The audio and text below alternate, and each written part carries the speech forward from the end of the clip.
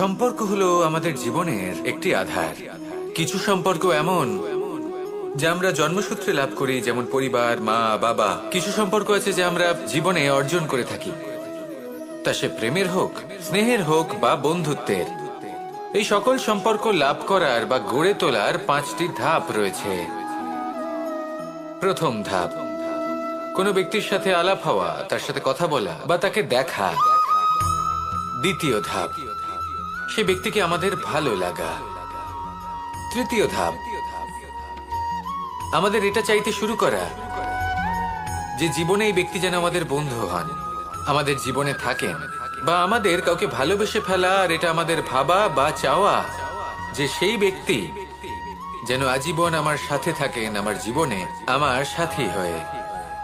চতুর্থ ধাপ, লাভ করা। এবার এই ধাপটি অনেক মানুষের পক্ষেই খুবই সরল হয়, বড়ই সরলভাবে নিজেদের সঙ্গীকে লাভ করে থাকেন। কিছু মানুষের জন্য এই ধাপ অত্যন্ত কঠিন হয়ে থাকে। অনেক প্রতিকূল পরিস্থিতির উপর জয়লাভ করে তারা সঙ্গীকে লাভ করেন, কিন্তু লাভ অবশ্যই করেন। এরপরে আসে পঞ্চম, অন্তিম এবং সব থেকে গুরুত্বপূর্ণ ধাপ।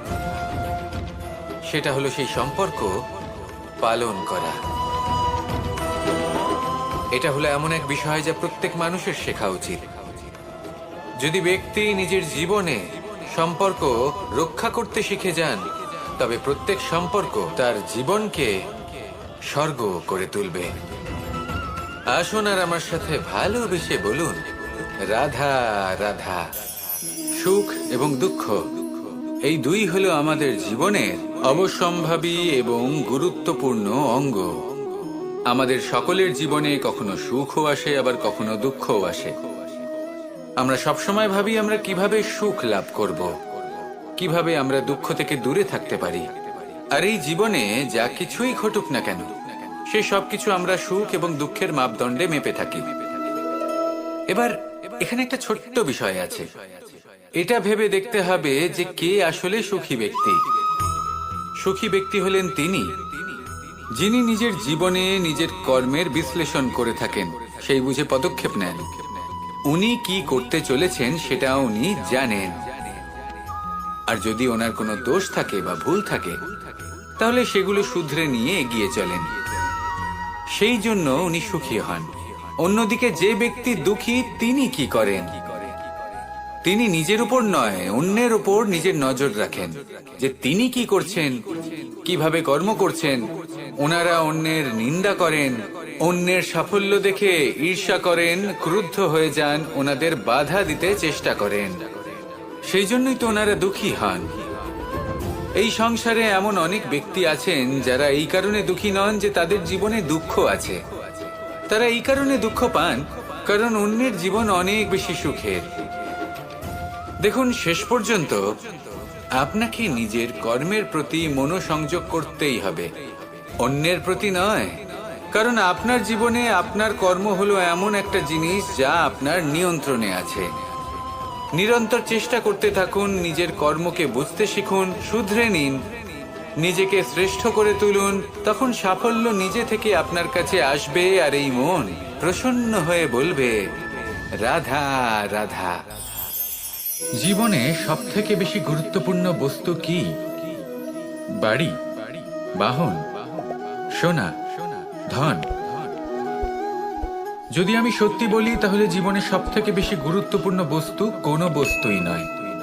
যদি কিছু গুরুত্বপূর্ণ থাকে তাহলে তা হলো অনুভূতি, করুণা, মিত্রতা, মাতৃত্ব, বাৎসল্য, আর সব থেকে বেশি গুরুত্বপূর্ণ ভালোবাসা। নিজেদের এই জীবনে যদি আপনি শুধুমাত্র বস্তুর খেলাতে মেতে থাকেন তাহলে জীবনে আনন্দ কখনোই থাকবে না। নিজের এই জীবনকে অনুভূতির পীঠস্থান বানিয়ে তুলুন। এই মন প্রসন্ন হয়ে বলবে, রাধা রাধা। আশা এবং বিশ্বাস মানুষের জীবনের দুই অমূল্য স্তম্ভ। এটাই হলো ঢাল এবং এটাই হলো অস্ত্র। এটাই আমাদের রক্ষা করে এবং এটাই আমাদের জীবনের পথ প্রশস্ত করে।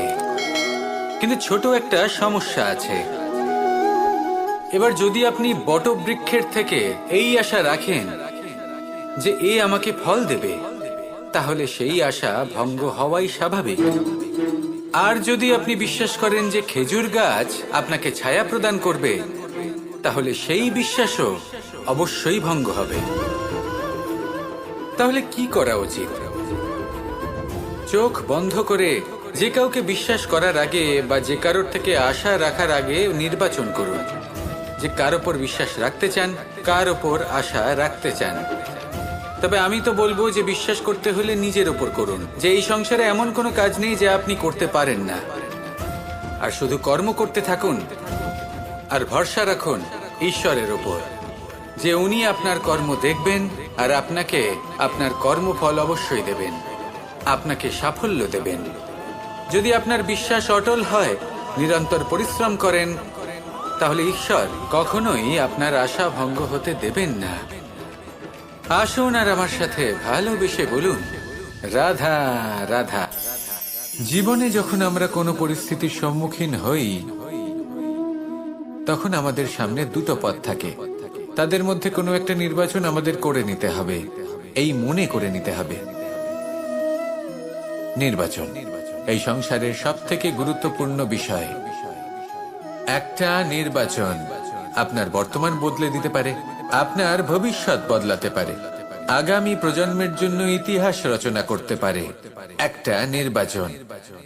এবার দেখুন, যে পরিস্থিতি আপনার সামনে আছে, আপনাকে সেই পরিস্থিতির সম্মুখীন হতেই হবে, সেই কষ্ট সহ্য করতেই হবে, সেই মতোই কাজ করতে হবে। শুধু এই বিষয়টা নির্বাচন করতে হবে যে এই পরিস্থিতির সম্মুখীন হওয়ার সময় আমি কি দুর্বল হয়ে থাকব নাকি আমি শক্তিশালী হয়ে থাকব। এই নির্বাচন এই মনের মধ্যে করতে হবে। আর এই নির্বাচন হলো সবথেকে বেশি গুরুত্বপূর্ণ নির্বাচন। যদি নিজের মনকে শক্তিশালী করে তুলে সেই পরিস্থিতির সম্মুখীন হন, তাহলে কিছুই আপনাকে বাধা দিতে পারবে না। পূর্ণ নিষ্ঠার সাথে, সাহসের সাথে এই মনকে শক্তিশালী করে তুলুন, তাহলে কোনো সংকট আপনাকে না বাধা দিতে পারবে না ভাঙতে পারবে। আপনি নিজে সাফল্যের শিখরে পৌঁছতে পারবেন, আর এই মন প্রসন্ন হয়ে বলবে, রাধা রাধা। আমরা আমাদের জীবনের লক্ষ্য প্রাপ্ত করার জন্য কি না করে থাকি। আমরা ভাবনা চিন্তা করে থাকি, কত জ্ঞান অর্জন করে থাকি, তারপরে আমরা পরিকল্পনা করি আর প্রচেষ্টা করি। এবার প্রথম চেষ্টাতেই সাফল্য লাভ করব সেটা নাও হতে পারে, বরং ইতিহাস সাক্ষী যে প্রথমবার প্রচেষ্টা করে সাফল্য লাভ করার সম্ভাবনা অত্যন্ত কম। আর যে কোনো সফল ব্যক্তিকে দেখুন, আপনি বুঝবেন সেই ব্যক্তি বারবার প্রচেষ্টা করে, চেষ্টা করা থামায় না, তবেই সেই ব্যক্তি একদিন সাফল্য লাভ করেন। সেই জন্য আপনিও প্রচেষ্টা করা কখনো বন্ধ করবেন না, করতেই থাকুন। যখন আপনি প্রথমবার প্রচেষ্টা করেন তখন আপনি একা থাকেন, কিন্তু যখন আপনি দ্বিতীয়বার প্রচেষ্টা করেন তখন আপনার সাথে কিছু বিগত প্রচেষ্টার অভিজ্ঞতা থাকে। চেষ্টা করতে থাকুন, সাফল্য আপনার কাছে আসতেই চলেছে। আসুন আমার সাথে ভালোবেসে বলুন, রাধা রাধা। যখন মানুষের মৃত্যু হয় তখন কি হয়? অনেক সংখ্যক মানুষ শোক পালন করতে চলে আসেন। যে ব্যক্তি মৃত্যু লাভ করেছেন তার অনেক বস্তু থাকে যেগুলো তার প্রিয়, যেগুলো তিনি ব্যবহার করেছেন। তার শয্যা, তার বস্ত্র, তার আভূষণ সবকিছু তার থেকে বিচ্ছিন্ন করা হয় এবং খালি হাতে তাকে শ্মশানের উদ্দেশ্যে রওনা করা হয়। আমি আপনাকে এই প্রশ্ন করতে চাই, আপনি এই সংসারে কি অর্জন করেছেন?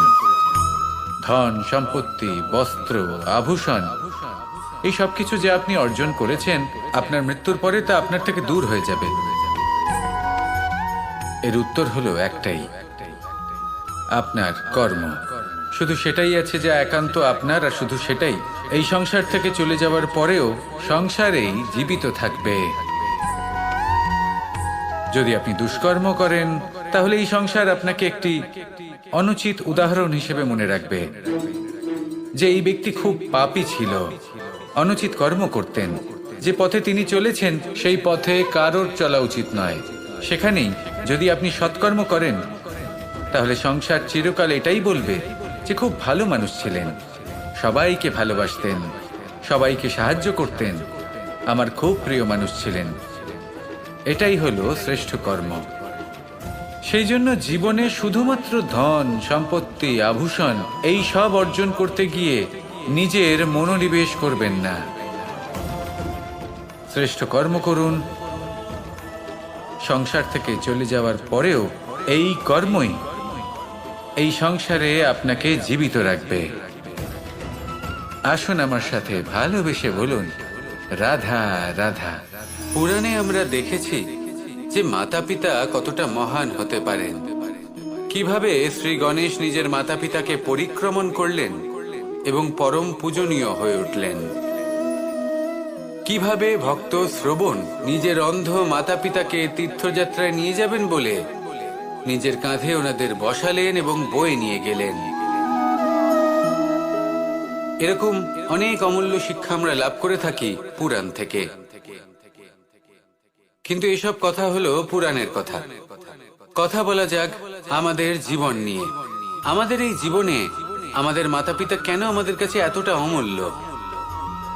কেন আমরা ওনাদের এতটা ভালোবাসি? কেন আমরা ওনাদের এত সম্মান করি? আর কেনই বা ওনাদের এতটা সম্মান করা উচিত? মমতার কারণে। মায়ের মনের এক ধরনের মমতা, পিতারও এক ধরনের মমতা। এই দুইয়ের মমতা ভিন্ন, কিন্তু এনাদের দুজনের মমতার কেন্দ্রবিন্দু হলো ওনাদের সন্তান। মাতা মমতার কারণে সকালে তাড়াতাড়ি উঠে পড়েন, খাবার তৈরি করেন, এটা ভাবেন যে আমার সন্তান যেন অভুক্ত না থাকে।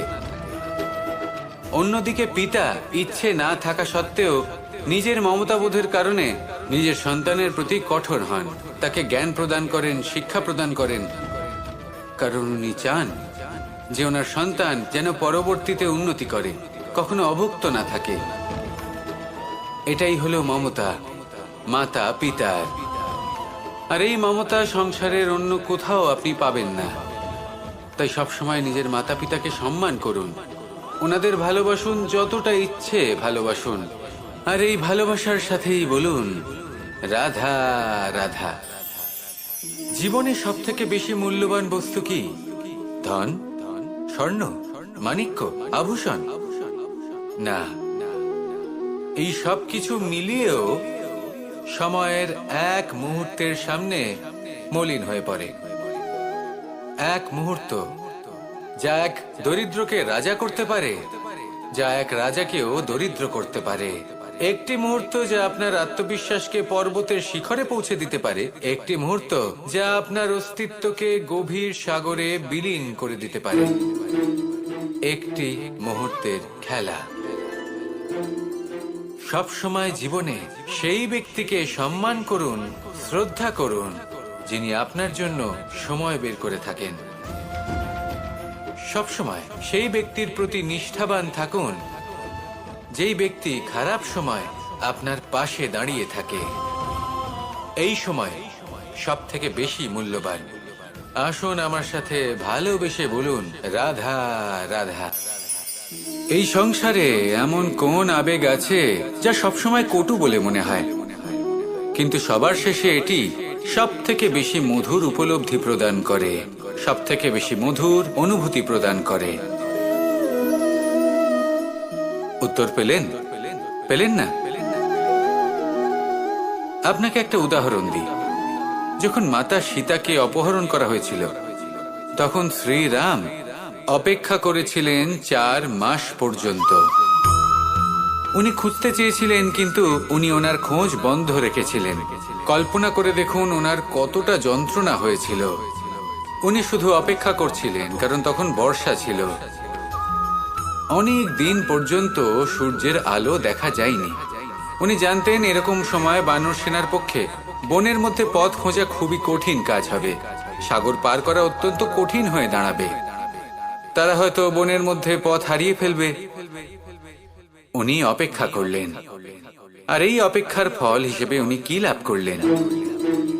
সাগরে সেতু নির্মাণ করলেন এবং মাতা সীতাকে সসম্মানে আবার ফিরিয়ে আনলেন। যদি শ্রীরাম অপেক্ষা না করতেন তাহলে হয়তো এই সব কিছু কখনোই সম্ভব হতো না। এটাই হলো শক্তি ধৈর্যের। এটাই হলো আমাদের কাছে শিক্ষা। এই ধৈর্যই প্রত্যেকবার আমাদের অত্যন্ত কঠিন বলে মনে হয়। ধৈর্য ধরা অত্যন্ত কঠিন, কিন্তু অবশেষে এটাই সব থেকে শ্রেষ্ঠ ফল দান করে, সব থেকে মধুর উপলব্ধি, সব থেকে মধুর অনুভূতি প্রদান করে। তাই ধৈর্য ধরে থাকুন, সব কিছু শুভ হবে। আর তখন এই মন প্রফুল্ল হয়ে বলবে, রাধা রাধা। এই সংসারে সব থেকে ভয়ানক এবং গভীর অন্ধকার কোনটা? সেটা যখন মেঘ সূর্যকে ঢেকে দেয় এবং সংসার অন্ধকারাচ্ছন্ন হয়ে ওঠে, নাকি তখন যখন সূর্যাস্তের সময় ঘনিয়ে আসে, সূর্য ঢলে যায় এবং এই সংসারে অন্ধকার ছেয়ে যায়, নাকি সেই অমাবস্যার রাত্রি যখন চতুর্দিকে ঘন অন্ধকার থাকে এবং চন্দ্রমার প্রকাশ কোথাও থাকে না? না, এই সংসারে সব থেকে বেশি ভয়ানক অন্ধকার হলো মানসিকতার অন্ধকার। মানসিকতা খুব গভীর একটা বিষয়। এই মানসিকতাই সত্যের রূপ ধারণ করে এবং আমাদের এই মানসিকতা এবং বিবেকে একটা সূর্য থাকে। যদি আমরা এটা জীবন থেকে বের করে ফেলি তাহলে নিরাশা, হতাশা, অসফলতা এর এমন এক ঘন অন্ধকারে আমরা ফেসে যাব যে তার থেকে বাইরে বের হওয়া প্রায় অসম্ভব ব্যাপার হয়ে দাঁড়াবে। বড়ই কঠিন হয় সেই সময়। সেই জন্য ইতিবাচক মনোভাব থাকা খুব প্রয়োজনীয়। এটা ভাববেন না যে এটা আমার সাথে কেন হলো, এই সমস্যা কেন এলো, ওই ব্যক্তি আমার সাথে এটা কেন করলেন। এটা ভাবুন যে আমি জীবনে যে পরিস্থিতিতে দাঁড়িয়ে আছি তার থেকে আমি ঠিক কিভাবে বাইরে বেরোতে পারবো। যতই ঘন অন্ধকার থাকুক না কেন, খুব ছোট একটা প্রদীপের প্রকাশ আমাদের পথপ্রদর্শক হয়ে দাঁড়াতে পারে। আর আমাদের জীবনে এই ছোট্ট একটা প্রকাশ হলো আশা। এই আশার একটি কিরণ আমাদের অত্যন্ত গাঢ় অন্ধকারেও পথ দেখাতে পারে। তাই এই আশাকে সব সময় মনে প্রজ্বলিত করে রাখুন। গাঢ় থেকে গাঢ় অন্ধকারের সাথে, কঠিন থেকে কঠিনতর সমস্যার সাথে লড়াই করুন, সামনে এগিয়ে চলুন। আর আমার সাথে ভালোবেসে বলুন, রাধা রাধা। যখন আমরা মৌন থাকি তখন আমরা কতটা শক্তি ব্যয় করি, বিন্দুমাত্র নয়। সেখানেই যখন আমরা রুষ্ট হই তখন আমরা কতটা শক্তি ব্যয় করি। আমাদের রক্ত গরম হয়ে ওঠে, চোখ থেকে যেন অগ্নিবর্ষা হয়, আমরা চিৎকার করতে থাকি, জোরে কথা বলি, কখনো কখনো আমরা অনুচিত কর্ম করে বসি। সবকিছুই ক্রোধের বশে করি। এবার এই ক্রোধকে মৌনতায় পরিণত করতে হবে। এই কাজটা চোখে দেখা যায় না, এই কাজ সরল নয়, এই কাজ হলো অত্যন্ত কঠিন এবং এই কাজই শ্রেষ্ঠ। সেই ব্যক্তি শক্তিশালী নন যিনি কথায় কথায় ক্রুদ্ধ হয়ে যান, কথায় কথায় যিনি আক্রমণ করেন। আজ্ঞে না, সব থেকে বেশি শক্তিশালী ব্যক্তি হলেন তিনি যিনি নিজের ক্রোধকে মৌনতায় পরিবর্তন করতে পারেন, যিনি শান্ত মনে পরিস্থিতিকে বোঝেন, তার আকলন করেন আর তারপর বিবেকের দ্বারা সিদ্ধান্ত নেন। তিনি হলেন সব থেকে শক্তিশালী ব্যক্তি। তাহলে সেই ব্যক্তি হয়ে উঠুন আর আমার সাথে ভালোবেসে বলুন, রাধা রাধা। আপনারা সবাই একটা গাছের পাতাকে দেখুন। যতক্ষণ পর্যন্ত গাছের সাথে, মানে গাছের ডালের সাথে জুড়ে থাকে, সে সবুজ থাকে, বাতাসের সাথে সে নড়তে থাকে। যতক্ষণ পর্যন্ত ও সূর্য থেকে পাওয়া রশ্মির শক্তি গাছে পৌঁছে দেয় ততক্ষণ ও ডালের সাথে যুক্ত থাকে। কিন্তু যখন সেই পাতা শুকিয়ে যায় তখন তার কোনো গুরুত্ব থাকে না। সেই পাতা গাছের ডালে এবং বৃক্ষের কাছে বোঝা হয়ে থেকে যায়।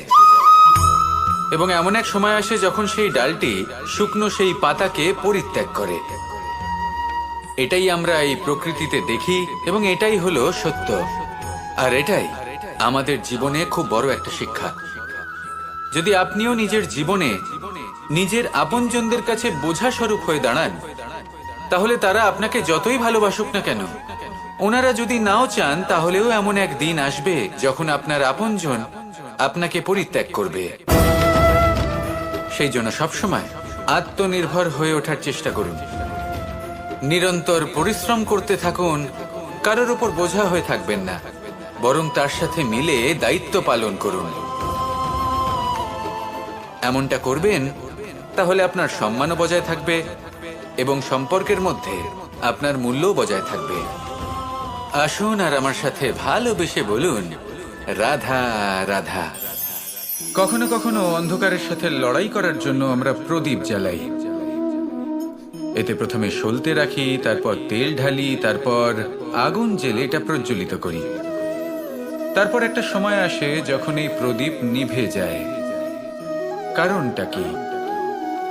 কারণ কি এটা যে প্রদীপের প্রকাশমান হওয়ার ক্ষমতা সমাপ্ত হয়েছে? না, এই যে আগুন আমরা দেখতে পাচ্ছি, এই আগুনের জন্য যে শক্তির প্রয়োজন হয় তা আসে এই তেল থেকে। যদি এই তেল সমাপ্ত হয়ে যায়, তাহলে এই প্রকাশ তাও সমাপ্ত হয়ে যায়। আর আমাদের জীবনে এই তেল হলো আমাদের কর্ম, আর এই আগুন আর এর দ্বারা উৎপন্ন হওয়া প্রকাশ আমাদের ভাগ্য। যত আমাদের কর্ম ক্ষীণ হতে থাকবে, আমাদের ভাগ্য সৌভাগ্য কোথাও না কোথাও লুপ্ত হয়ে যাবে। যে উজ্জ্বল ভবিষ্যৎ আমরা চাইছি তা কখনো লাভ করতে পারবো না যদি কর্ম না করি। ঠিক যেমন তেল ছাড়া অগ্নি উৎপন্ন হয় না, তেমনি কর্ম ছাড়া সৌভাগ্য হয় না। আর যেমন কর্ম তেমন ভাগ্য। তাই সবসময় কর্ম করতে থাকুন, কর্ম করা থামাবেন না। আর আমার সাথে ভালোবেসে বলুন, রাধা রাধা। আমাদের মধ্যে এমন অনেক মানুষ আছেন যারা বই পড়তে পছন্দ করেন। অনেক মানুষ আছেন যারা ভিন্ন ভিন্ন রকমের কাহিনী পড়েন। এবার পড়তে পড়তে মাঝে এমন একটা অধ্যায় অবশ্যই আসে যা আমাদের হৃদয় স্পর্শ করে যায়। আমরা হৃদয় যন্ত্রণা অনুভব করি, তাও আমরা সেই কাহিনী শেষ পর্যন্ত পড়ি এবং তখন আমরা বুঝতে পারি যে সেই যন্ত্রণাময় অধ্যায়টি কেন এসেছিল, তার থেকে আমরা কি শিক্ষা পেলাম এবং আমরা অবশেষে লক্ষ্যেও পৌঁছলাম। কিন্তু যদি সেই যন্ত্রণাদায়ক অধ্যায়টিতে আপনি থেমে যান, আপনি যদি এটা ভাবেন যে আমি আর পড়তে পারবো না, তাহলে আপনি জানতেও পারবেন না যে পরবর্তীতে কি হতে চলেছে। এই মন দুঃখে ভরে উঠবে, মনে প্রশ্ন আসতেই থাকে যার উত্তর আমরা পাই না, নিজেদের লক্ষ্য বুঝতেই পারি না। এইভাবেই আমাদের জীবনেও যদি এমন কিছু হয় যা অত্যন্ত দুঃখজনক, যদি এমন কোনো কঠিন অধ্যায় আপনার জীবনে আসে, থামবেন না। তা হলো আপনার জীবনের কাহিনীর একটি যন্ত্রণাদায়ক দুঃখজনক অধ্যায় মাত্র। শেষ পর্যন্ত এই কাহিনীতে টিকে থাকুন, কর্ম করতে থাকুন। আপনি বুঝতে পেরে যাবেন যে এই কঠিন পরিস্থিতি আপনার জীবনে কেন এসেছিল। আপনি শিক্ষাও লাভ করবেন এবং লক্ষ্যও লাভ করবেন। আসুন আমার সাথে ভালোবেসে বলুন, রাধা রাধা। রাধা কখনো কখনো আমার জন্য বড়ই সুগন্ধি আতর নিয়ে আসে, পারিজাত ফুলের মালা নিয়ে আসে আমার প্রসাধন করবে বলে, এবং আমার সব থেকে বেশি প্রিয় মাখন নিজে হাতে বানিয়ে আনে আমাকে নিজে হাতে খাইয়ে দেবে বলে, সবকিছু আমাকে প্রসন্ন করবে বলে। কিন্তু আপনি কখনো ভেবেছেন যে এই আতর কিভাবে বানানো হয়? সহস্র ফুলের পাপড়ি একসাথে পিষে নিতে হয়, তারপরে তার থেকে যে রস নিঃসৃত হয় সেই রস দ্বারাই আতর তৈরি হয়। অনেক সংখ্যক ফুলকে অসীম যন্ত্রণা ভোগ করতে হয়, তবে তারা আমার প্রসাধন সামগ্রী হয়ে উঠতে পারে। দুধ থেকে মাখন তৈরি করার জন্য কতটা পরিমাণ মন্থন সহ্য করতে হয় সেটা আপনি জানেন। ঠিক সেই রকমই হলো আমাদের জীবন। বিপদও আসে, কঠিন পরিস্থিতিও আসে, এর সম্মুখীন হতে শিখুন। মনে রাখবেন, আপনি হলেন সেই দুধ যাকে মন্থন সহ্য করতে হবে মাখন হয়ে ওঠার জন্য। মনে রাখবেন, আপনি হলেন সেই ফুলের মতন যাদের পিষ্ট হতে হবে সুগন্ধি আতর হয়ে ওঠার জন্য, যাকে এই সংসার পছন্দ করে। কখনো কখনো জীবনে আপনার সাথে খারাপ শুধুমাত্র এই কারণে ঘটে যাতে আপনার শ্রেষ্ঠ রূপ এই সংসারের সামনে আসতে পারে। শুধুমাত্র কঠিন পরিস্থিতি এবং বিপদকে একটা সুযোগ হিসেবে দেখার চেষ্টা করুন। আপনার জন্য এই সংসার বদলে যাবে, সংসারকে দেখার দৃষ্টিভঙ্গি পাল্টে যাবে, আপনার ভাগ্য পাল্টে যাবে, আর এই মন প্রসন্ন হয়ে বলবে, রাধা রাধা। কি অমূল্য, কি সুন্দর এই রত্ন, এবার ভেবে দেখুন, যদি আমি এই রত্নকে ব্যবহার করি আখরোট ভাঙার জন্য, তাহলে কি হবে? বা ভেবে দেখুন, এই রত্ন নিয়ে আমি যদি বন্ধুদের সাথে খেলা করতে শুরু করে দিই, তাহলে কি হবে? আপনি তো হাসবেন আমার ওপর। আপনি বলবেন, এত অমূল্য একটা রত্ন, এর দ্বারা কত দুঃখ দূর করা সম্ভব। এই মূল্যবান রত্নের আমি অপব্যবহার করছি। একদম ঠিক বলেছেন, আমি মেনে নিচ্ছি। মূল্যবান বস্তুর অপব্যবহার করা অনুচিত, কিন্তু আপনিও তো তাই করছেন, তাই না? ভেবে দেখুন, মানুষ এই সংসারের সর্বশ্রেষ্ঠ প্রাণী, আর মানুষের এই শরীর সব থেকে মূল্যবান রত্ন। এবার এর সাথে আপনি কি করছেন? অপব্যবহার করছেন না, নিজের স্বাস্থ্যের যত্ন নিচ্ছেন না, আপনি অনুচিত পথে চলছেন শুধুমাত্র ধন অর্জন করার জন্য, পাপ কাজ করছেন, কি না করছেন? এটা অপব্যবহার নয়? ভেবে দেখুন, আমরা এই মানব শরীরের সাথে কি করতে পারি। যদি এর আমরা সদ্ব্যবহার করি, তাহলে অনন্ত পুণ্য অর্জন করতে পারি, যার দ্বারা শুধুই নিজেকে নয়, বরং আমাদের আশেপাশের সকলকে সন্তোষ প্রদান করতে পারি। তাই সংকল্প নিন, এটাই যে মানব শরীরের আমি সদ্ব্যবহার করব, পুণ্যের পথে চলব, সকলের মঙ্গলের জন্য, সকলের প্রসন্নতার জন্য। এই কর্ম করুন, এই পথে চলতে থাকুন। এই মন সন্তোষ বোধের সাথে বলবে, রাধা রাধা। এই সংসারের সব থেকে বড় শক্তি আসলে কি? দৈহিক শক্তি, ভৌতিক শক্তি, রাজনৈতিক শক্তি, স্বর্ণের শক্তি, বিদ্যার শক্তি নাকি মায়ার শক্তি, ভক্তির শক্তি নাকি নিরাশক্তির শক্তি? এই সংসারের সব থেকে বড় শক্তি হলো হাসি মুখের।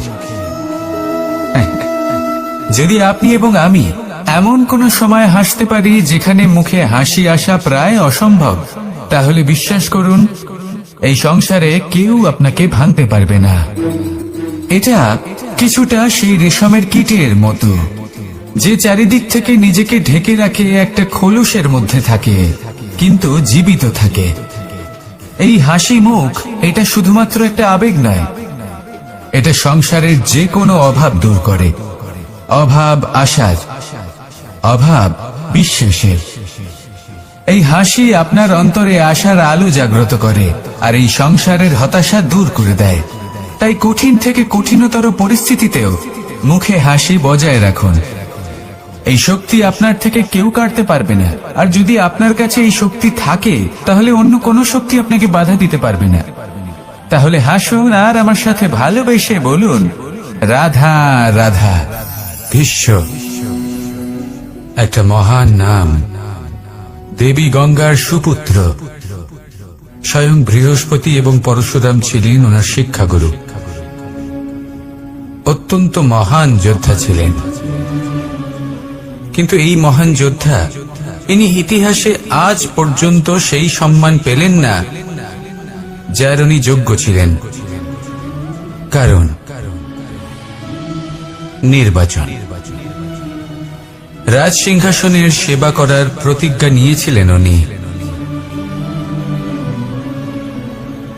এবার রাজ সিংহাসনে যেই বসুক না কেন, তার সেবা করা, তার প্রত্যেক আদেশ পালন করা, এটাই ছিল ওনার প্রতিজ্ঞা। তা সেই ব্যক্তি উচিত হোক বা অনুচিত, সে উচিত পথে চলুক বা অনুচিত পথে চলুক, সুপাত্র হোক বা কুপাত্র, উনি তার সেবা করতে থাকলেন, তার প্রত্যেক আদেশ পালন করতে থাকলেন, নিজের প্রতিজ্ঞা পালন করতে থাকলেন।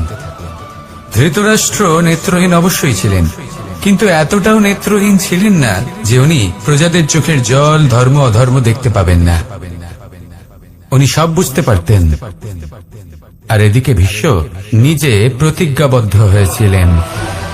দুর্যোধন অনুচিত পথে চালিত হচ্ছিল, তাও উনি তাকে সঙ্গ দিতে থাকলেন। আর পরিণামস্বরূপ আজ পর্যন্ত ইতিহাসে উনি সেই স্থান পেলেন না, সেই সম্মান পেলেন না যার যোগ্য উনি ছিলেন। যদি আপনি কোনো প্রতিজ্ঞা করে থাকেন, তা সে যতই কোনো উচিত কারণের জন্য হোক না কেন, যদি আস্তে আস্তে সময়ের সাথে সেই প্রতিজ্ঞা আপনাকে অনুচিত পথে চালিত করে অধর্মের পথে নিয়ে যায়, পাপের পথে নিয়ে যায়, তাহলে সেই প্রতিজ্ঞা ভঙ্গ করা অত্যন্ত আবশ্যক। সময় অনুসারে নিজেকে বদলানো আবশ্যক, নয়তো এই প্রতিজ্ঞা আপনাকে দিয়ে পাপ কর্ম করাবে, কুকর্ম করাবে, আর আপনার বিনাশের কারণ হবে। আসুন আমার সাথে ভালোবেসে বলুন, রাধা রাধা। আমার দাদা আমাকে অনেকবার বলেছেন, কানাই তুমি তো স্বয়ং নারায়ণ, তুমি এক তড়িতেই সবকিছু এমনি ঠিক করে দাও না কেন? এবার দাদাকে কি করে বোঝাবো? আচ্ছা, আপনি নিজেই ভেবে দেখুন, সিংহকে জঙ্গলের রাজা বলা হয়, কিন্তু সিংহ শুধুমাত্র তার ইচ্ছে প্রকাশ করলেই কোনো হরিণ কি নিজেই হেঁটে তার কাছে আসবে? নিজেই কি রাজি হয়ে যাবে তার আহার হওয়ার জন্য? না, কখনোই না। যে কোনো কাজকে সফল করে তোলার জন্য আপনাকে চেষ্টা করতে হবে, পরিশ্রম করতে হবে, যাতে সেই কাজ ভালোভাবে সম্পন্ন হয়। শুধু ইচ্ছে দিয়েই কোনো কার্যসিদ্ধি হবে না। ইচ্ছে থেকে স্বপ্ন তৈরি হয়, তবে সেইগুলো সফল করতে গেলেও আপনাকে পরিশ্রম তো করতেই হবে। মনে করুন আপনার ইচ্ছে হলো খেতে, আর কোনো দয়ালু ব্যক্তি এসে আপনার সামনে খাবার রেখে দিল, তাও তা খেতে গেলে পরিশ্রম আপনাকেই করতে হবে। যদি ভালোবাসার ইচ্ছে থাকে তাহলেও নিঃস্বার্থ নিষ্পাপ মনে ভালোবাসি। দেখুন, আপনি স্বপ্নে অবশ্যই উঠতে পারেন, কিন্তু এই পৃথিবীতেই আপনাকে বেঁচে থাকতে হবে। আর যদি এই ধরিত্রীতে আপনি এগিয়ে যেতে চান, তাহলে এই ভূমিকে পা দিয়ে আপনাকে পিছনে ঠেলতেই হবে। রাধা রাধা। কিছু শেখা অত্যন্ত গুরুত্বপূর্ণ। এবার কি কি শিখতে হবে সেই সব শেখানোর জন্য অনেক শিক্ষক রয়েছেন, কিন্তু কি শিখবেন না আর কি করবেন না, এটা আমাদের নিজের অভিজ্ঞতা দিয়ে শিখতে হয়। কিন্তু তার মানে এটা নয় যে যদি আপনাকে শিখতে হয় যে আগুনের তাপ কতটা, আপনাকে আগুনের মধ্যে হাত দিতে হবে। না, অন্য কারোর অভিজ্ঞতা দ্বারাও শিখতে পারেন। প্রশ্ন শুধুমাত্র একটাই যে আপনি কি শিখতে চান নাকি চান না। যদি আপনি এটাই ভাবেন যে আমি শুধুই নিজের অভিজ্ঞতা দ্বারাই শিখতে চাই, তাহলে জীবনকাল ছোট মনে হবে, অনেক কিছুই শিখতে পারবেন না। তাই নিজের সাথে সাথে বড়দের অভিজ্ঞতার দ্বারাও শেখা শুরু করে দিন।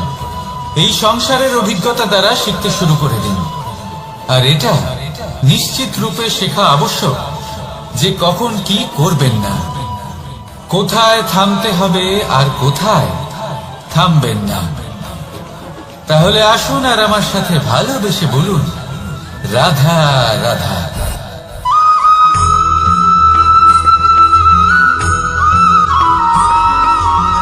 এই সংসারে সব থেকে বেশি কোমল বস্তু হলো রেশম। এই রেশম এতটাই কোমল হয় যে এর পুরো একটা থান শুধুমাত্র একটা হাতে ধরা সম্ভব। কখনো ভেবে দেখেছেন এই রেশম কিভাবে হয়? একটি কীট তার লালার দ্বারা উৎপন্ন হয়। এই কীট সেই রেশমকে পাক দিতে থাকে, পাক দিতেই থাকে, দিতেই থাকে, আর আস্তে আস্তে তার মধ্যেই জড়িয়ে পড়ে। শেষে ওর এই সুন্দর অমূল্য সৃষ্টি রেশমের এই সুতো তার নির্মাণ কার্য পূর্ণ হয়, কিন্তু তাতেই ও নিজে বন্দী হয়ে যায়। নিজেরই মায়াজালের এই বন্দী গৃহে নিজেই ফেঁসে যায়। এবার এই সুতোকে ব্যবহারযোগ্য করে তোলার জন্য এই কীটগুলিকে এই কবচের সাথেই ফুটন্ত জলে ফেলে দেওয়া হয়। এই সংসারে যদি আমাদের স্বপ্ন এই সংসারের দুঃখ হরণ করার জন্য, এই সংসারে সুখ বিতরণ করার জন্য হয়, তবেই আমাদের প্রগতি সম্ভব। যদি আমাদের এই স্বপ্ন শুধুই আমাদের এবং আমাদের স্বার্থ সিদ্ধির জন্য হয়, তাহলে এই স্বপ্ন আমাদের অন্ধ করে দেবে, আমাদের অন্ধকারের পথে নিয়ে যাবে, আর আমরাও সেই কীটের মতো হয়ে যাব। নিজেদেরই মায়াজালে আমরা নিজেই ফেঁসে যাব, আর শেষে আমরা যদি কিছু লাভ করি তা হবে একাকিত্ব, অন্ধকারময় মৃত্যু। তাই স্বপ্ন অবশ্যই দেখুন, কিন্তু এমন ভাবে স্বপ্ন দেখবেন না যে তার এই বন্দিগৃহে আপনি নিজেই ফেঁসে গেলেন। স্বপ্ন দেখুন পরোপকারে।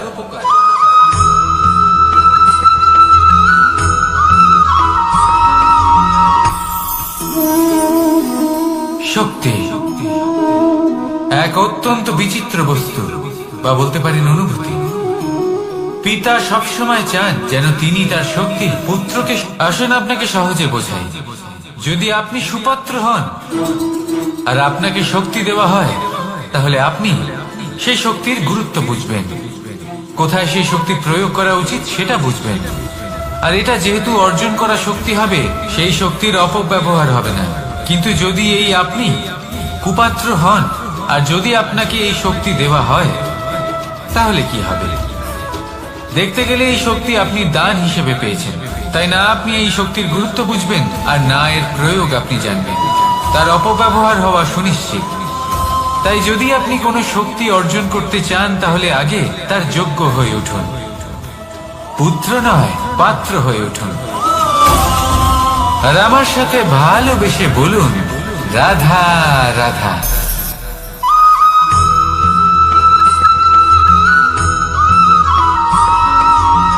এই সংসারে প্রত্যেক মানুষ এটাই চান যে তিনি যেন ধনবান হন, আর্থিক অবস্থা তার ভালো থাকে, ওনার বাড়িতে লক্ষ্মীর আগমন হয়।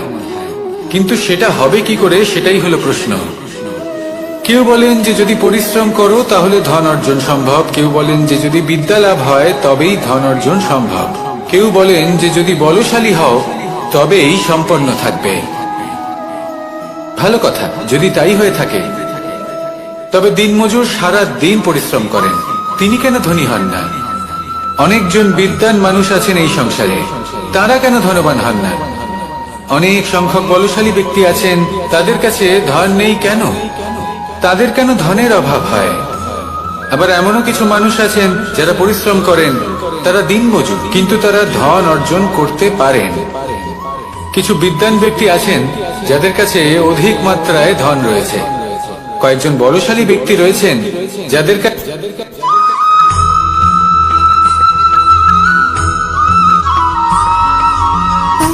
সুখ, দুঃখ এবং শক্তি, এই তিন হলো এই সংসারের ত্রিদেবের মতো। আমাদের জীবনে যা কিছু ঘটছে এই তিনটির ভিত্তির উপরেই হচ্ছে।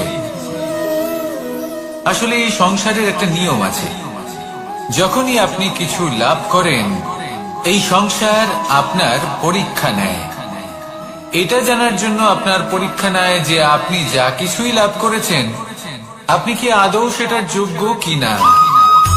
ঠিক সেইভাবেই এই সুখ, দুঃখ এবং শক্তি আপনার পরীক্ষা নিয়ে থাকে।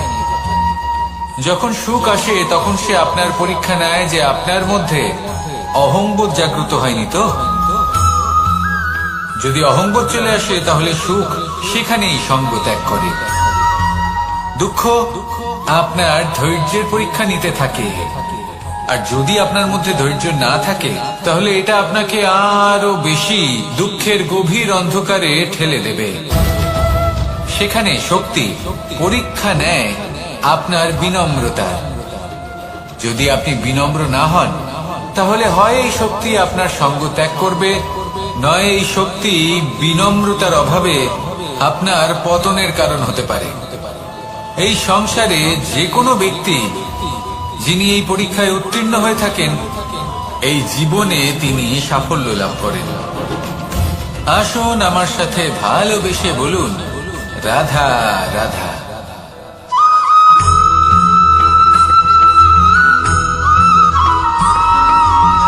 পঞ্চতত্ত্বের মধ্যে দ্বিতীয় তত্ত্ব হল ধরণী, ভূমি, যাকে আমরা ধরণী মাতা বলি। এই ধরণী ধৈর্য ধারণ করে, আর এর উপরেই আমাদের সমগ্র সংসার নির্ভরশীল। কারণ এই ভূমি সহ্য ক্ষমতা রাখে, এর সহ্য ক্ষমতা হলো অপরিসীম। সন্তান যতই আঘাত প্রদান করুক না কেন, প্রেম পূর্বক সহ্য করে আর তার বদলে অমূল্য রত্ন প্রদান করে। সন্তান যদি হাল চালায় তাহলে তার বদলে তাকে অন্ন প্রদান করে।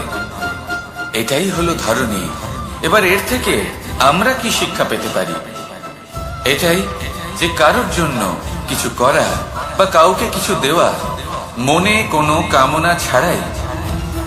আর এই কথাটা বুঝে যান, যদি কারোর জন্য কামনা না রেখে বা কোনো পাওয়ার আশা না রেখে কারোর জন্য কিছু করেন বা কারোকে কিছু দেন, যদি এটা আপনি শিখতে পারেন তবে আপনি ভালোবাসতে শিখে গেছেন। আর সেই জন্যই এই ধরিত্রীকে মাতা বলা হয়। কারণ মাতা শুধু উনি নন যিনি গর্ভে সন্তানকে ধারণ করেন, মাতা তো উনিও যিনি জীবন বাঁচতে শেখান, যিনি জীবন বাঁচার উদাহরণ প্রদান করেন। তাহলে ধরনীর থেকে এই নিঃস্বার্থ ভাব শিখুন, নিঃস্বার্থ ভালোবাসা শিখুন, আর এই ভালোবাসার সাথেই বলুন রাধা রাধা।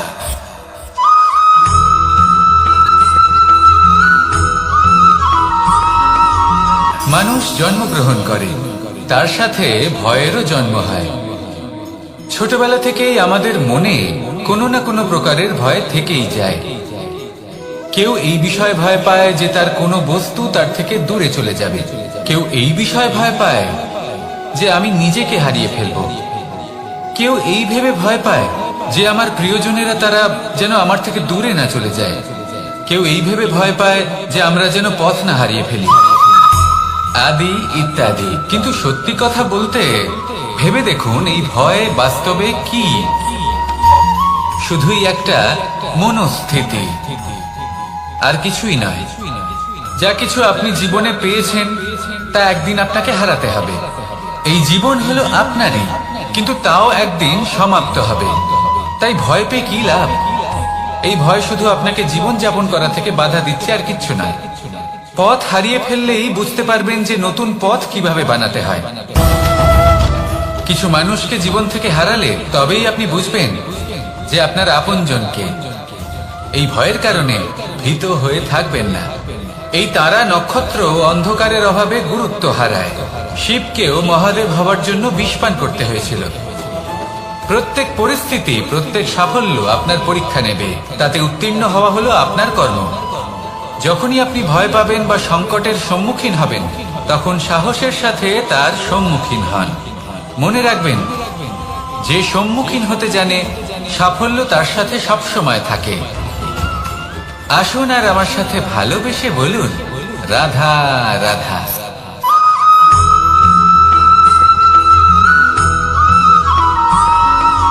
জীবনে অগ্রসর হওয়ার জন্য আমাদের কাকে প্রয়োজন হয়?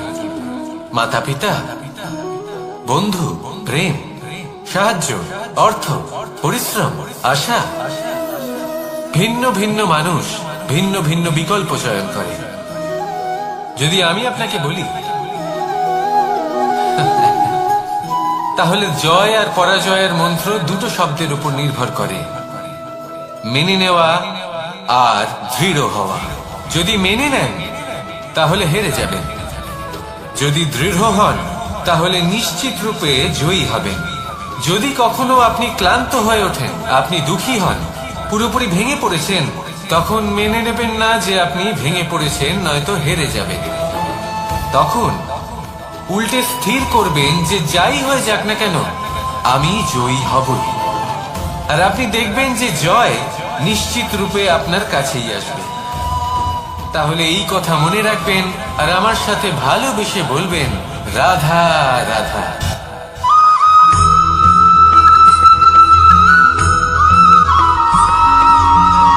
এই সংসারে কোনো বস্তু হোক বা ব্যক্তি হোক, তার একার গুরুত্ব কিন্তু খুব বেশি নয়। একটা উদাহরণ হিসেবে বৃষ্টির ফোঁটাকে ভেবে দেখুন। যদি একটি বৃষ্টির ফোঁটা হয় তাহলে তার খুব বেশি গুরুত্ব থাকে না, কিন্তু যখন সহস্র বৃষ্টির ফোঁটা মেঘের মধ্যে দিয়ে ঝরে পড়ে, তখন সেটা বর্ষার রূপ ধারণ করে। সেই বর্ষা যা এই প্রকৃতিকে শান্ত করে। সেইভাবেই পাথরের ছোট টুকরো তার খুব বেশি গুরুত্ব থাকে না, কিন্তু যখন অসংখ্য পাথরের টুকরো একত্রিত হয় তখন তা পর্বতের আকার ধারণ করে। সেইভাবেই কিছু মানুষ যখন একত্রিত হন তখন তৈরি হয় পরিবার, কিছু পরিবার যখন একত্রিত হয় তখন তৈরি হয় সমাজ, যখন অনেক সংখ্যক সমাজ একত্রিত হয় তখন তৈরি হয় রাজ্য। এবার এই রাজ্যের সব থেকে গুরুত্বপূর্ণ ব্যক্তি হতে পারেন রাজা, কিন্তু তাও সেই রাজা একা কিছু করতে পারেন না। যুদ্ধ লড়ার সময় তারও নিজের সৈন্যদলকে প্রয়োজন পড়ে। কিন্তু এই সংসারে এমন একজন ব্যক্তি আছেন যিনি একাই সব কাজ করতে থাকেন, এবং সেই ব্যক্তি হলেন মা। আমাদের জীবনে একজন পিতার ভূমিকা কিন্তু নিঃসন্দেহে অমূল্য, কিন্তু আমাদের সকলের জীবনে যে ভূমিকা একজন মায়ের তা অন্য কারোর থাকে না। একজন মা একাই সন্তানকে বড় করতে পারেন, সংস্কারী করে তুলতে পারেন, তার জন্য পরিশ্রম করেন। আর এত কিছু কাজ করার পরেও তার কাজের জন্য তিনি প্রশংসা অবশ্য পান না। উল্টে যদি সেই সন্তান অনুচিত পথে চালিত হয়, অনুচিত কর্ম করে, তখন সেই মাকেই অপবাদের পাত্র হয়ে উঠতে হয়। আমাদের জীবনে মায়ের যোগদান কতটা সেটা বুঝুন। আপনাকে বড় করে তোলার জন্য উনি কতটা পরিশ্রম করেছেন সেটা বুঝুন।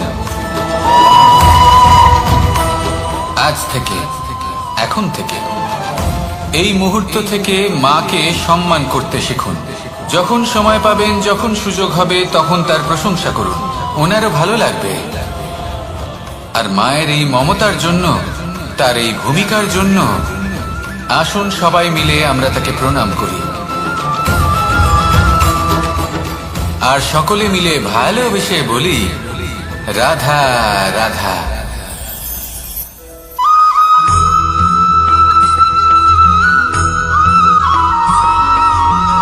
এই সংসারের সব থেকে গুরুত্বপূর্ণ তত্ত্ব কোনটা? প্রথম হলো সময়। জন্ম থেকে মৃত্যু পর্যন্ত এই যে সময়, এটাই তো হলো জীবন। দ্বিতীয় হলো জীবন, যাতে আমরা সময়ের সদ্ব্যবহার করি, শ্রেষ্ঠ থেকে শ্রেষ্ঠতর কাজ করার চেষ্টা করি। বহু বছরের এই পরম্পরা, এই সংস্কৃতিকে এগিয়ে নিয়ে যাওয়ার চেষ্টা করি। এই সংসারে আমরা অংশগ্রহণ করতে চেষ্টা করি। তৃতীয় হলো ধন, সেই ধন যা প্রত্যেক ব্যক্তি অর্জন করতে চেষ্টা করেন। এবার এই তিনটি তত্ত্বের মধ্যে একটা সামঞ্জস্য আছে, সমান ব্যাপার আছে, সে ধনই হোক বা সময় হোক বা হোক জীবন। আর সেই সমান ব্যাপার হলো যে যদি আপনি এটা গণনা করতে থাকেন তাহলে তা কমতে থাকে, যদি আপনি এটা ব্যবহার করেন তাহলে তা বাড়তে থাকে। একে সংগঠিত করে রাখতে চেষ্টা করলে এ হাত থেকে ফসকে যায়, কিন্তু যদি আপনি একে সামলে রাখতে শিখে যান তাহলে এমন কাজ করবেন যাতে সংসারের সাথে সাথে পরবর্তী প্রজন্ম লাভবান হবে। যদি কিছু শিখতে চান তাহলে সামলাতে শিখুন, গণনা করা বা সংগঠিত করা নয়। আসুন আর আমার সাথে ভালোবেসে বলুন রাধা রাধা।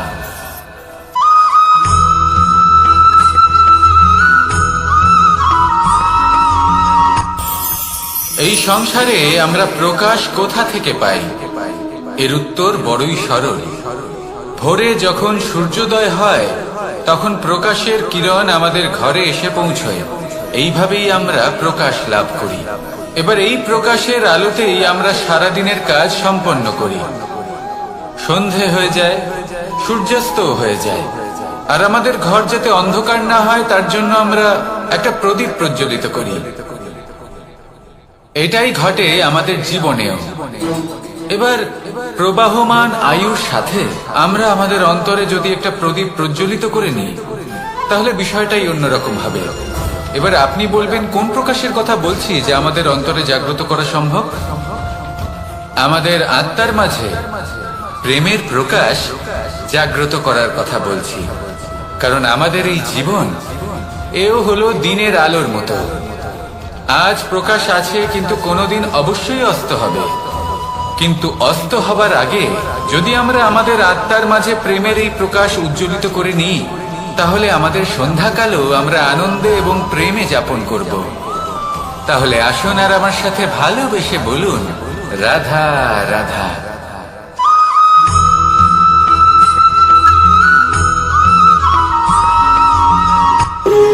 যখন মানুষের মৃত্যু হয় তখন কি হয়? অনেক সংখ্যক মানুষ শোক পালন করতে চলে আসেন। যে ব্যক্তি মৃত্যু লাভ করেছেন তার অনেক বস্তু থাকে যেগুলো তার প্রিয়, যেগুলো তিনি ব্যবহার করেছেন। তার শয্যা, তার বস্ত্র, তার আভূষণ সবকিছু তার থেকে বিচ্ছিন্ন করা হয় এবং খালি হাতে তাকে শ্মশানের উদ্দেশ্যে রওনা করা হয়। আমি আপনাকে এই প্রশ্ন করতে চাই, আপনি এই সংসারে কি অর্জন করেছেন? ধন সম্পত্তি, বস্ত্র, আভূষণ, এই সবকিছু যে আপনি অর্জন করেছেন, আপনার মৃত্যুর পরে তা আপনার থেকে দূর হয়ে যাবে। এর উত্তর হলো একটাই, আপনার কর্ম। শুধু সেটাই আছে যা একান্ত আপনার, আর শুধু সেটাই এই সংসার থেকে চলে যাওয়ার পরেও সংসারেই জীবিত থাকবে। যদি আপনি দুষ্কর্ম করেন তাহলে এই সংসার আপনাকে একটি অনুচিত উদাহরণ হিসেবে মনে রাখবে যে এই ব্যক্তি খুব পাপী ছিল, অনুচিত কর্ম করতেন। যে পথে তিনি চলেছেন সেই পথে কারোর চলা উচিত নয়। সেখানেই যদি আপনি সৎকর্ম করেন তাহলে সংসার চিরকাল এটাই বলবে যে খুব ভালো মানুষ ছিলেন, সবাইকে ভালোবাসতেন, সবাইকে সাহায্য করতেন, আমার খুব প্রিয় মানুষ ছিলেন। এটাই হলো শ্রেষ্ঠ কর্ম। সেই জন্য জীবনে শুধুমাত্র ধন সম্পত্তি, আভূষণ এই সব অর্জন করতে গিয়ে নিজের মনোনিবেশ করবেন না। শ্রেষ্ঠ কর্ম করুন। সংসার থেকে চলে যাওয়ার পরেও এই কর্মই এই সংসারে আপনাকে জীবিত রাখবে। আসুন আমার সাথে ভালোবেসে বলুন, রাধা রাধা।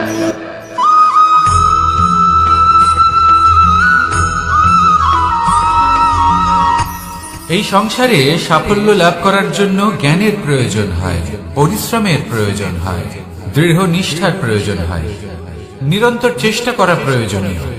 কিন্তু আরো কিছু আছে যা অত্যন্ত প্রয়োজনীয় এবং গুরুত্বপূর্ণ। তা হলো ভালো বন্ধু। তাদের থাকা অত্যন্ত প্রয়োজনীয়। যদি ভালো বন্ধু থাকে তাহলে সময় এলে তারা ঢাল হয়ে আপনাকে সুরক্ষা করবেন। সময় এলে অস্ত্রের মতো শত্রুকে সংহারও করবেন। যদি তিনি জ্ঞানী হন, তাদের মধ্যে সদ্গুণ থাকে, তাহলে এই সব গুণ আপনার মধ্যেও প্রবেশ করবে। তাহলে সাফল্যের জন্য ভালো বন্ধু পাওয়া অত্যন্ত প্রয়োজনীয়। কিন্তু শুধু বন্ধু কেন, ভালো শত্রুও থাকা প্রয়োজনীয়। এবার আপনি ভাবেন আমি কি বললাম? যদি আপনার জীবনেও ভালো অর্থাৎ শক্তিশালী শত্রু থাকে তাহলে আপনিও শক্তিশালী হতে থাকবেন। এই শত্রু আপনাকে প্রেরিত করবে আরো বেশি শক্তিশালী হয়ে ওঠার। কখনো কোনো হরিণকে দেখুন, তীব্র গতিতে দৌড়তে থাকে। কেন তীব্র গতিতে দৌড়য়? এই কারণে নয় যে কোথাও তার জন্য মধুর ঘাস অপেক্ষা করে রয়েছে, না। সে এই কারণে তীব্র গতিতে দৌড়য় কারণ সেটা না করলে তার পেছনে একটি সিংহ আছে যে ওকে নিজের ভোজন করে ফেলবে। তাই জীবনে বিপদ, সংকট এই সবকিছুও হলো অত্যন্ত গুরুত্বপূর্ণ। তার সম্মুখীন হতে শিখুন আর আমার সাথে ভালোবেসে বলুন, রাধা রাধা।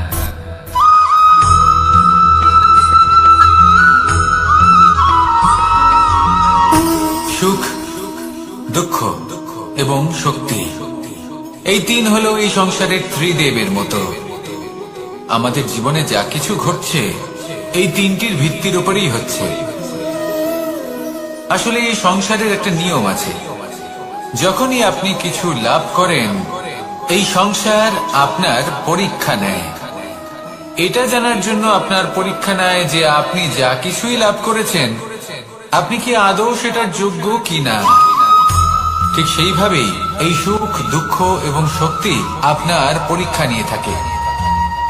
যখন সুখ আসে তখন সে আপনার পরীক্ষা নেয় যে আপনার মধ্যে অহংবোধ জাগ্রত হয়নি তো। যদি অহংবোধ চলে আসে তাহলে সুখ সেখানেই সঙ্গ ত্যাগ করে। দুঃখ আপনার ধৈর্যের পরীক্ষা নিতে থাকে, আর যদি আপনার মধ্যে ধৈর্য না থাকে তাহলে এটা আপনাকে আরো বেশি দুঃখের গভীর অন্ধকারে ঠেলে দেবে। সেখানে শক্তি পরীক্ষা নেয় আপনার বিনম্রতার। যদি আপনি বিনম্র না হন তাহলে হয় এই শক্তি আপনার সঙ্গ ত্যাগ করবে, নয় এই শক্তি বিনম্রতার অভাবে আপনার পতনের কারণ হতে পারে। এই সংসারে যে কোনো ব্যক্তি যিনি এই পরীক্ষায় উত্তীর্ণ হয়ে থাকেন, এই জীবনে তিনি সাফল্য লাভ করেন। আসুন আমার সাথে ভালোবেসে বলুন, রাধা রাধা।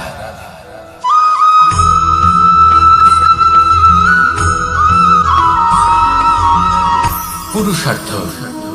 শাস্ত্রে 4 ধরনের পুরুষার্থের কথা বলা হয়েছে। প্রথম হলো ধর্ম। আপনি কি জানেন এই ধর্ম আসলে কি? আপনার কি মনে হয় ধর্ম আসলে কি? কোনো বিশেষ ঈশ্বরকে মানাই কি ধর্ম বলা হয়? নাকি কোনো বিশেষ রীতি পালন করাই হলো ধর্ম? নাকি কোনো বিশেষ সাহিত্যকে সর্বশ্রেষ্ঠ মনে করাই হলো ধর্ম? না, ধর্ম হলো সেটা যাকে ধারণ করা যেতে পারে। আর ধারণ শুধু সেটাই করা যায় যা পবিত্র। পবিত্র শুধু তাকেই বলা হয় যা নিঃস্বার্থ, যার মধ্যে শাসন করার কোনো ইচ্ছে নেই, যা সরলভাবেই প্রবাহমান, জল এবং বায়ুর মতো। যখন কোনো ব্যক্তি ধর্মকে ধারণ করেন এবং সেই ধর্ম সেই ব্যক্তিকে রক্ষা করে, তখন তাকে ধর্ম বলা হয়। ধর্ম যা রক্ষা করে অহংকার থেকে, খারাপ চিন্তার হাত থেকে। সেই জন্য পুরুষার্থ গড়ে তোলার আগে, ধর্ম পালন করার আগে ধর্মের প্রকৃত অর্থ কি সেটা বুঝে নিন। এটা জেনে রাখুন যে সমস্ত ধর্মের আধার, সমস্ত ধর্মের ভিত শুধুমাত্র ভালোবাসা। আসুন আর এই ভালোবাসার সাথেই বলুন, রাধা রাধা।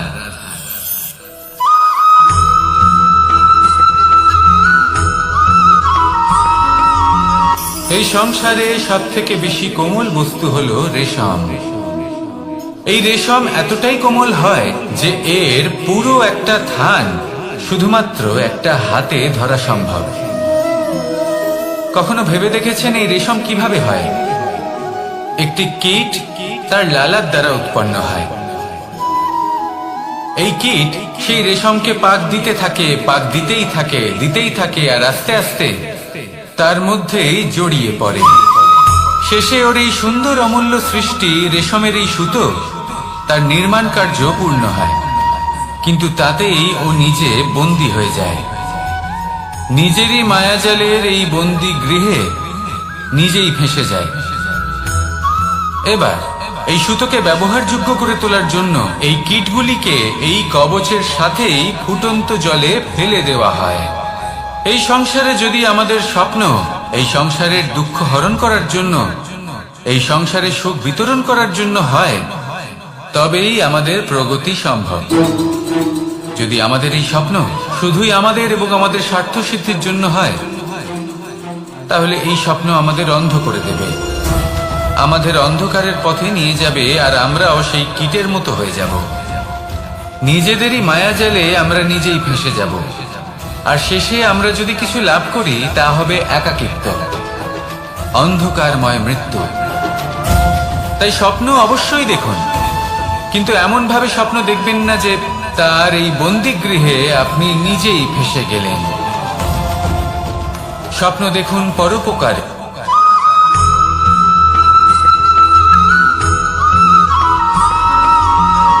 কেউ বলে জীবন খুব ক্ষণস্থায়ী, কেউ বলে জীবন হলো একটা সুন্দর স্বপ্নের মতো, আবার কেউ বলবে জীবন হলো এক কঠোর সত্য। কিন্তু জীবন আসলে কি? জীবন হলো আপনারই প্রতিবিম্ব, একটা দর্পণ। অর্থাৎ আপনি জীবনকে সেইভাবেই পাবেন যেরকম আপনি নিজেকে প্রতিপন্ন করবেন। যদি আপনি দর্পণের দিকে তাকিয়ে হাসেন, তাহলে আপনি সামনে হাসি মুখী দেখতে পাবেন। এবার যদি আপনি গম্ভীর হয়ে থাকেন, তাহলে আপনি একজন রুষ্ট ব্যক্তি দেখতে পাবেন। শেষে সব থেকে বেশি গুরুত্বপূর্ণ হলো আপনার চেষ্টা। আপনাকে সবসময় চেষ্টা করতে হবে যাতে আপনি নিজেকে প্রসন্ন এবং ইতিবাচক মনোভাবে রাখেন। এটা হলো আপনারই উত্তরদায়িত্ব, তাকে পালন করুন। এই মনকে প্রসন্ন রাখুন, এই সংসারকে সুন্দর বলে মনে হবে। আর এই মন প্রসন্ন হয়ে বলবে, রাধা রাধা।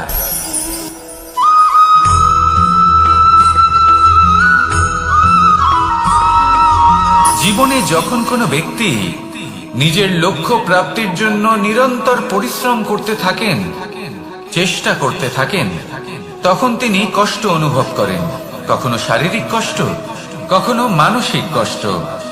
এবার উনি এটা ভাবতে থাকেন যে আমি কি উচিত করছি নাকি অনুচিত করছি। কারণ অন্যদিকে এমন একজন ব্যক্তিও আছেন যিনি একদমই পরিশ্রম চেষ্টা করছেন না। তিনি মদিরা পান করেন, বিলাসিতায় জীবন কাটান, অলস প্রকৃতির হয়ে ওঠেন, নিদ্রাতে বিলীন হয়ে থাকেন আর ভাবেন যে তিনি সুখ লাভ করছেন। কিন্তু এরকম কেন হয়? কারণ যখন আমরা সৎ পথে থাকি, উচিত পথে চলি, লক্ষ্য প্রাপ্ত করার জন্য চেষ্টা করতে থাকি, তখন আমাদের ভেতরে থাকা নেতিবাচক শক্তি এবং পাপ এই দেহকে ত্যাগ করে দেয়। আর এই অনুভূতিটাই আমাদের দুঃখের অনুভূতি দেয়, কষ্ট দেয়। এবার সেখানে যদি আমরা কুপথে চলি, অনুচিত পথে চলতে থাকি, তাহলে আমাদের ভেতরে থাকা পুণ্য এবং ধনাত্মক শক্তি আমাদের দেহ ত্যাগ করে দেয়। আর এই অনুভূতির কারণেই আমরা সুখ অনুভব করি। কিন্তু কখনো ভাববেন যে এই সুখ বেশি সময় পর্যন্ত থাকে না। সেই জন্য সবসময় মনে রাখবেন, যদি আপনি জানেন যে এটাই আপনার লক্ষ্য, এটাই উচিত পথ, শুভ পথ, তাতে নিরন্তরভাবে এগিয়ে যেতে চেষ্টা করতে থাকুন। এই কষ্ট আপনাকে সুখের পরাকাষ্ঠায় কখন পৌঁছে দেবে তা আপনি জানতেই পারবেন না। আসুন আমার সাথে ভালোবেসে বলুন, রাধা রাধা।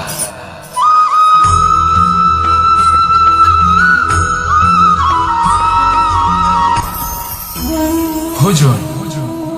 এবার ভোজন সংগ্রহ করার জন্য মানুষ কি না করেন, সব সময় চেষ্টা করতে থাকেন। ফসল উৎপাদনের জন্য অনেক পরিশ্রম করতে থাকেন, কিন্তু অনেক সময় অনেক পরিশ্রম করার পরেও ফসল ভালো উৎপাদন হয় না। এর কারণ কি? কারণ হলো এটাই যে আপনি পরিশ্রম হয়তো অনেক করেছেন, কিন্তু আপনার নজর তো সেই বীজের দিকে ছিলই না যে আপনি রোপণ করেছেন।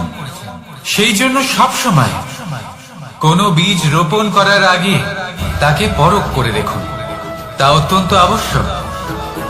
আর সেইভাবেই যখনই কোনো কর্মের প্রশ্ন আসে, তাহলে সেখানে শুধুমাত্র পরিশ্রম যথেষ্ট নয়। সেই কাজের প্রতি আপনার কর্তব্য কি, আপনার উদ্দেশ্য কি, সেটা জানা হলো অত্যন্ত গুরুত্বপূর্ণ। তাই কর্ম করুন, কিন্তু সেই কর্মের প্রতি আপনার যা উদ্দেশ্য তার মাহাত্ম্য বুঝতে চেষ্টা করুন। তাহলে আসুন আমার সাথে ভালোবেসে বলুন, রাধা রাধা।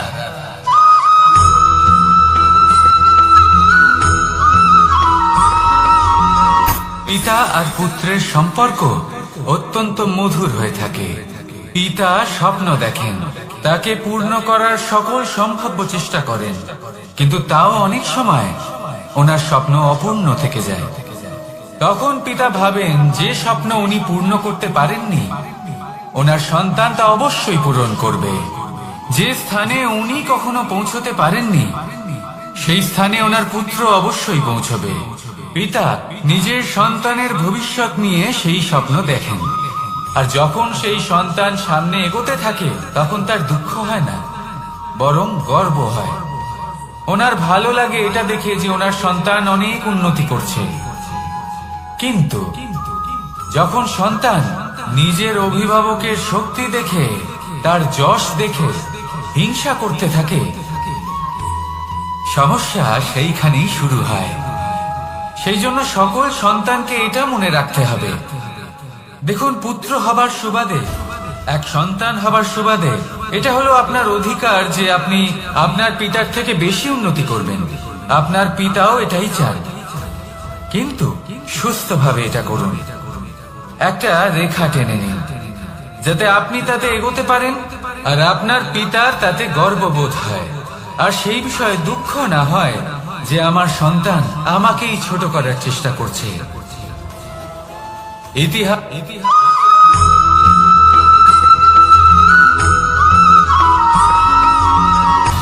সময়, জীবন, কাল।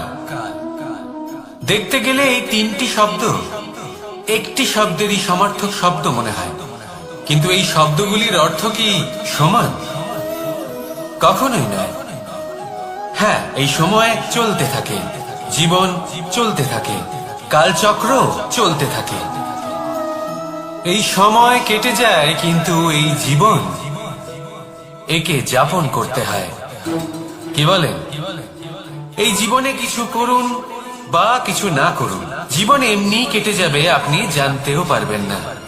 কিন্তু সেটা আমাদের উদ্দেশ্য নয়, একে যাপন করতে হবে।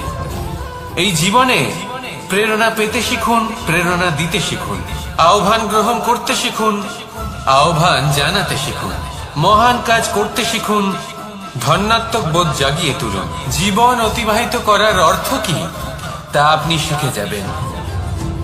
কারণ সময় কেটে যায়, সমস্ত যুগ কেটে যায়, কিন্তু জীবনের রীতি জীবন কাটিয়ে দেওয়া নয়, জীবন যাপন করা।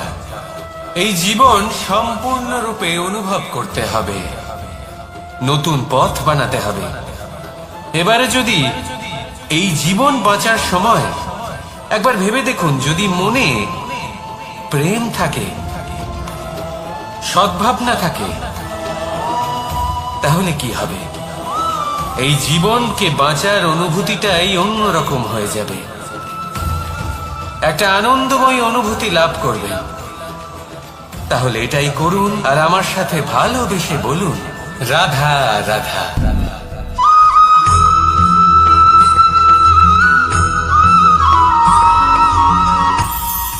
এটা হলো ধান গাছ। এর থেকে যে চাল উৎপন্ন হয় তা মানুষ গ্রহণ করেন। আর এটা কি? এ হলো জংলি ঘাস। একবার ভেবে দেখুন, যদি এই জংলি ঘাস ধান গাছের আশেপাশে থাকে তাহলে কি হবে? ধান উৎপন্ন হতে পারবে?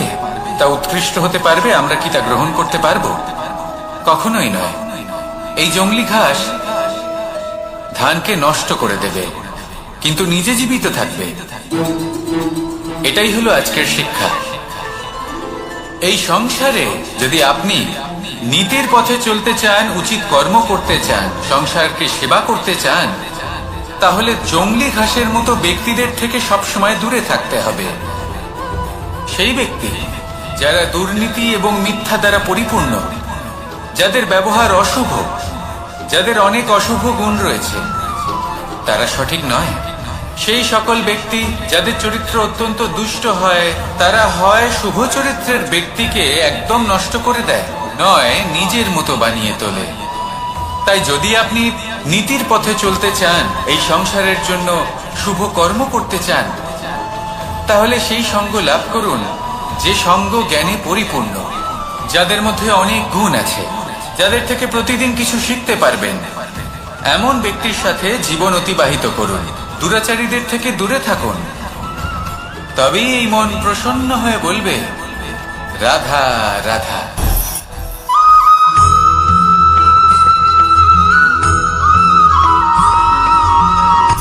সূচের শেষে একটি ছিদ্র থাকে, যার দ্বারা আমরা এই সুতো পরাতে পারি, আর তারপর সূচের সাহায্যে এই সুতো দিয়ে বস্ত্র সেলাই করা যায়।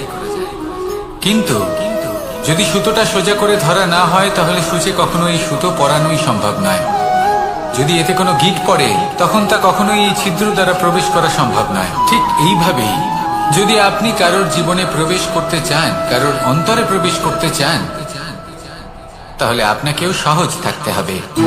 এতে কোনো গিঁট থাকলে চলবে না, অর্থাৎ মনে যাতে কোনো মালিন্য না থাকে, যেন কোনো কুচিন্তা না থাকে। যদি এসব থাকে, তাহলে আপনি কখনো কারোর জীবনে প্রবেশ করতে পারবেন না। আর যদি কোনোভাবে আপনি প্রবেশ করেও যান, তাহলে তার মনে ঘর করতে পারবেন না। নিজেকে এই সুতোর মতন করে তুলুন, সহজ। মনে যেন কোনো কুচিন্তা না থাকে, সবার প্রতি যেন সদ্ভাবনা থাকে, শুভ চিন্তা থাকে। এমনটা করতে থাকুন। এমন একটা দিন আসবে যেদিন এই সমস্ত সংসারের ব্যক্তির মনে আপনি বাস করবেন, আর তখন এই মন প্রসন্ন হয়ে বলবে, রাধা রাধা।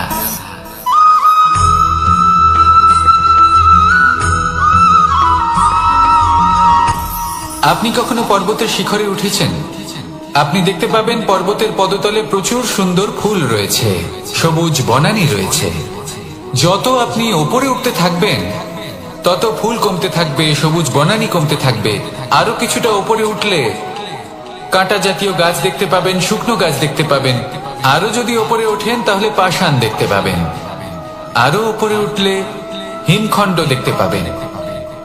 এই যে পর্বত, তা মনুষ্য জীবনের সব থেকে উত্তম উদাহরণ। মানুষ যখন সাফল্যের শিখরে পৌঁছতে চান, মহানুভবতার শিখরে পৌঁছতে চান, পথে যত আস্তে আস্তে উপরে উঠতে থাকেন ততই ভৌতিক বস্তু তার থেকে বিচ্ছিন্ন হতে থাকে। যদি তিনি সেই ভৌতিক বস্তুগুলি ত্যাগ না করতে পারেন তাহলে কখনোই সেই স্থানে পৌঁছতে পারবেন না। আর মানুষ যদি উচিত ত্যাগ করতে পারেন, পথে অগ্রসর হতে থাকেন, এগোতে থাকেন, তাহলে একদিন না একদিন তিনি মহানুভবতার, জ্ঞানের, সাফল্যের হিমের স্বাদ অবশ্যই লাভ করবেন। মনে রাখবেন, মানব জীবনে ত্যাগ হলো অত্যন্ত গুরুত্বপূর্ণ অংশ। আসুন আমার সাথে ভালোবেসে বলুন, রাধা রাধা।